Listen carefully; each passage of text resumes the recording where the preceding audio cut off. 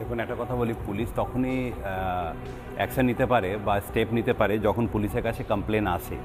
তার আগে মানে আমি অনেক জায়গায় দেখেছি, অনেক নিউজ চ্যানেলে মানে বক্তারা বলে যে আগে কেন নেয়নি। লতে আগে থেকে অ্যাকশন নেবার কোনো প্রভিশন নেই। তরুণজ্যোতি, আপনিও একজন আইনজীবী, যে ল পয়েন্টের কথাটা তিনি বললেন, এই রাধামোহন বাবু যেটা বললেন, আপনি কি সেটার সঙ্গে একমত? না, আমি এই আইনটা মনে হয় পড়িনি।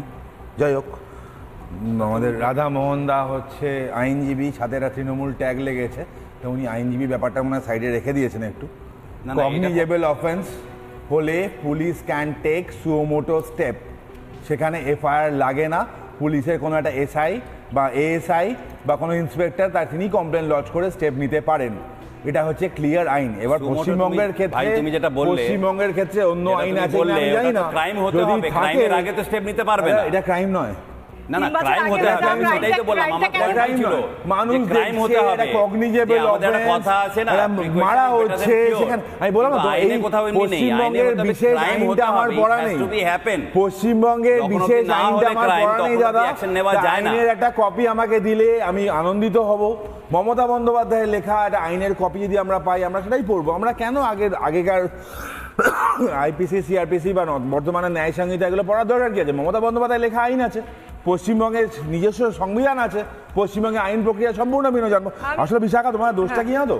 তোমরা কিছু হলেই বারবার বলো মুখ্যমন্ত্রী করেনি কেন, মুখ্যমন্ত্রী করেনি কেন। তোমাদের এই মনোভাবটাকে আমি কন্ডেম করছি আজকে এখান থেকে দাঁড়িয়ে বলছি। আমাদের মুখ্যমন্ত্রী, দেখো উনি হতে পারে বিরোধী নেত্রী, কিন্তু আমার মুখ্যমন্ত্রী তার কোনো দোষ নেই। যত দোষ হচ্ছে অপদার্থ পুলিশ মন্ত্রীটার। এই অপদার্থ পুলিশ মন্ত্রীর সাথে আমাদের মুখ্যমন্ত্রী দেখা হয় না, তার জন্য এই প্রবলেমগুলো হয়। বিশাখা, আমরা এই জয়ন্ত সিং বা giant Singh whatever you may say, ঘটনা সামনে আসার পর দেখলাম কি, আমরা ন্যারেটিভ দেখলাম, কাউন্টার ন্যারেটিভ দেখলাম, কভার আপ ন্যারেটিভ দেখলাম। তৃণমূলের স্পোক্স পার্সনরা এক্স হ্যান্ডেলে পোস্ট করতে থাকলো, না না এটা পুরোনো ঘটনা, এটা বেকার ঘটনা। সৌগত রায়, শাসক দলের মানে সাংসদ, বহু পুরনো সাংসদ, বহু ক্ষমতাবান লোক, তিনি ভয়ে আছেন, তিনি থ্রেট পাচ্ছেন। মদন মিত্র খেলা হবে করতে করতে, ও লাভলি করতে করতে তিনি টেনশনে আছেন। শাসক দলের এমএলএ এমপিরা টেনশনে আছেন। আসলে আবার কি জানো, এই তাজমুল থেকে জয়ন্ত, শাহজাহান থেকে জাহাঙ্গীর, শৌকত, হুমায়ুন কবির থেকে কাজল শেখ, আরাবুল থেকে অনুব্রত, এরা খালি এরা নাম না, এরা হচ্ছে ফ্র্যাঙ্কেস্টাইন। এক একটা যে ফ্র্যাঙ্কেস্টাইনকে তৃণমূল তৈরি করেছিল, আজকে এরা কন্ট্রোলের বাইরে চলে গেছে। এবং একটা অদ্ভুত পশ্চিমবঙ্গের কথা বলে, রাজনৈতিক ইচ্ছা, রাজনৈতিক দলকে বাদ দাও, মানুষের কথা বলি না আজকে একটু। ওই ঢুক ঢুক পিও, যুগ যুগ জিও, মরে গেলে 2000 পায়, দিদিমণি তোমায় চায়।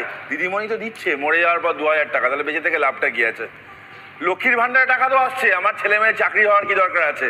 লক্ষ্মীর ভান্ডারে আমরা টাকা পাচ্ছি, আমার বাড়ির মহিলাদের সম্ভ্রম চলে গেলে কি যায় আসছে? তৃণমূল তো দিচ্ছে, প্রকল্প আসছে বেশ কিছু, কাজ থাক, ফ্যাক্টরি থাক না থাক, আইন শৃঙ্খলা না থাক, কি যায় আসছে? মানুষ তো এটাই চেয়েছিল, তাই না? বাংলা নিজের মেয়েকে চায়, সেই মেয়ের আমলে অন্য মেয়েদের অবস্থা বাংলা দেখছে না।